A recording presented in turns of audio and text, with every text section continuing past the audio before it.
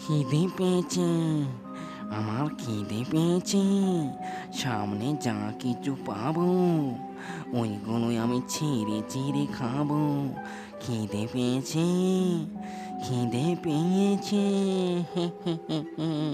হারিকেল হাতে নিয়ে দুষ্ট পেতনি যখন একটি বাড়ির উঠোন দিয়ে হাঁটাহাঁটি করছিল, সেই সময়টায় সে ঘরের ভিতরেই নতুন স্বামী আর তার স্ত্রী কথা বলছিল। আরে অনেক রাত তো হলো, এখন তোমার এই গয়নাগাটি রাখাটা ঠিক না।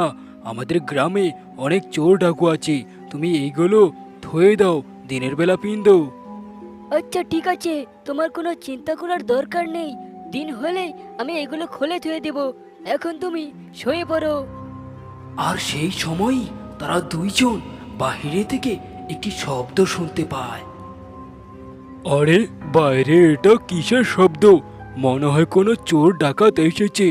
এক কাজ করো, তুমি এখানে বসে থাকো, আমি যাচ্ছি।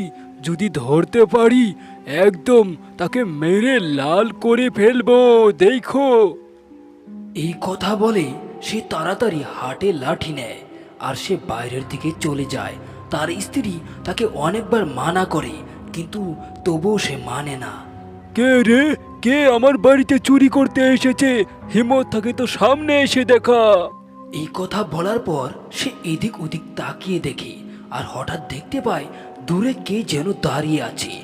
এরপর সে রেগে সেদিকে যেতে থাকে আর হঠাৎ সে ভালোভাবে লক্ষ্য করে সেই চুড়াইলটা সে ওদিকে হারিকেলটা উঠিয়ে দেখে। তারপর সে তার চোখের দিকে তাকিয়ে আর একটু সেখান থেকে সরতে পারে না। সে সেদিকে তাকিয়েই তাকিয়ে তার তার পানটা মনে হয় তখন বের হয়ে যাবে। সে অনেক চিৎকার করার জন্য চেষ্টা করে, কিন্তু সে তার গলা দিয়ে একটুকু আওয়াজ বার হয় না। আরে আরে, এত দেরি হয়ে গেল, এখন পর্যন্ত আসছে না যে। কি হলো তার? আমি কি বাইরে গিয়ে দেখবো? আমার তো ঠিকঠাক মনে হচ্ছে না। যাই যাই দেখি, আমাকে এখন বাইরে যেতেই হবে। এই কথা বলার পর তখন সে বাইরে চলে যায় আর এদিক ওদিক দেখে, সে কিচ্ছু দেখতে পায় না।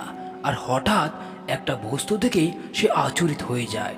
দেখে যে তার স্বামীর লাঠিটা সেখানে পড়ে রয়েছে আর সেদিকে এগিয়ে যায় আর হারিকেলটা ধরে সে আচরিত হয়ে যায়। দেখে যে তার স্বামীর লাঠির পাশেই অনেক লাল টিকটিকে রক্ত।